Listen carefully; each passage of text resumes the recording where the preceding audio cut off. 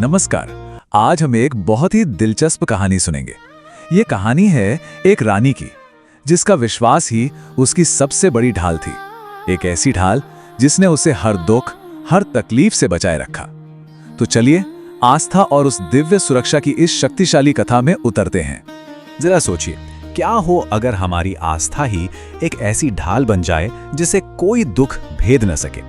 ये सवाल एक ऐसी रानी के जीवन का केंद्र था, जिसके पास हर सुख सुविधा थी, लेकिन वो एक चीज से बिल्कुल अनजान थी, और वो था दुख का एहसास। चलिए उसकी कहानी में और गहराई से उतरते हैं। तो हमारी कहानी शुरू होती है एक बहुत ही भक्त रानी से। उसका जीवन आस्था से तो भरा हुआ था, लेकिन इसी वजह से उसके मन में एक ऐसा सवाल खड़ा हो गया था जो उसे अंदर ही अंदर परेशान कर रहा था। देखिए, रानी बहुत ही पवित्र और भक्तिमय जीवन जीती थीं। वो नियमित रूप से अमावस्या का व्रत रखतीं, दान पुण्य में हमेशा आगे रहतीं। लेकिन एक दिन जब उन्होंने अपनी सहेली को अपने बेटे के खोने पर बुरी तरह रोते हुए देखा, तो उनके मन में एक ऐसी भावना आई जिसे वो समझ ही नहीं पाई। बस यही सवाल उनके मन में घर कर गया। आखिर ये दुख है क्या? ये सच में महसूस कैसे होता है? और इस सवाल का जवाब पाने के लिए वो राजा के पास गईं और उनसे इस गहरे मानवीय अनुभव को समझाने के लिए कहा। अब राजा भी शब्दों में क्या ही समझाते, तो उन्होंने रानी को दुख का अनुभव कराने का, मतलब उसे दिखाने का फैसला किया।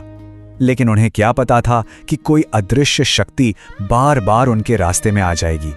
राजा ने रानी को दुख का एहसास कराने के लिए एक के बाद एक 3 योजनाएं बनाई, पर रानी की आस्था इतनी मजबूत थी कि हर बार उनकी योजना पर पानी फिर गया। तो पहली कोशिश में राजा ने रानी से कहा कि वो अपने बेटे को बालकनी से नीचे गिरा दें। अब रानी तो बस दुख को समझना चाहती थी, तो उन्होंने वैसा ही किया। लेकिन एक चमत्कार हो गया, बच्चे को एक खरोच तक नहीं आई, और रानी का सवाल वो वहीं का वहीं रह गया। दूसरी कोशिश भी नाकाम रही।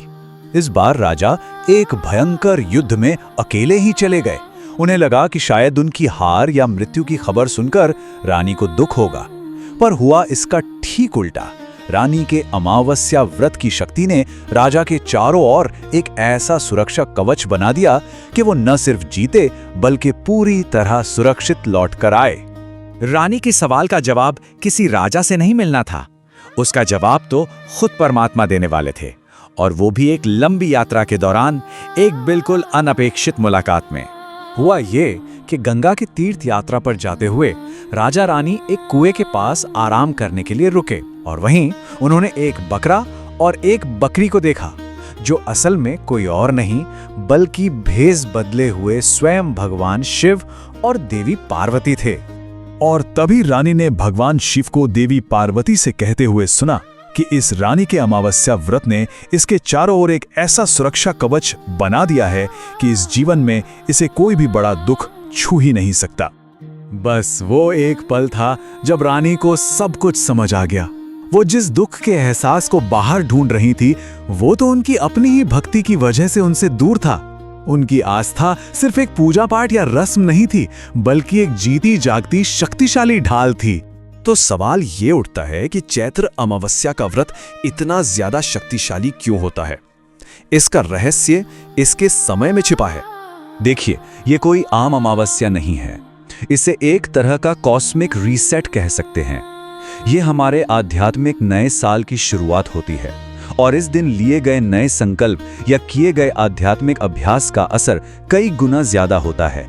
हाँ, हर अमावस्या का व्रत फायदेमंद है, इसमें कोई शक नहीं, लेकिन चैत्र अमावस्या की बात ही कुछ और है। यह सिर्फ मन की शांति या पितरों की संतुष्टि के लिए ही नहीं है, बल्कि ये बड़े से बड़े दुखों के खिलाफ एक मजबूत सुरक्षा कवच भी देती है, जैसा कि हमने रानी की कहानी में साफ साफ देखा। तो रानी की ये कहानी सिर्फ एक कहानी नहीं है, ये हमें एक ऐसा सबक सिखाती है जो समय से परे है, और साथ ही एक रास्ता भी दिखाती है। इस कहानी का सबसे बड़ा सबक पता है क्या है?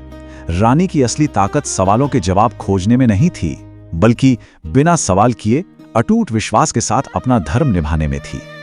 सच्ची आस्था चुपचाप हमारी रक्षा करती रहती है, भले ही हमारा मन क्यों, क्या, कैसे में उलझा रहे।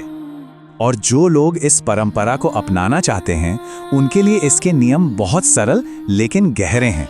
पूरी भक्ति से व्रत रखें, दान पुण्य करें और अपने पूर्वजों को याद करके तर्पण करें, यानी जल अर्पित करके उनका सम्मान करें। और हाँ, सबसे जरूरी, मन को शांत रखें, प्रार्थना करें और गुस्सा या बहसबाजी से बचें। इससे व्रत का सकारात्मक असर कई गुना बढ़ जाता है।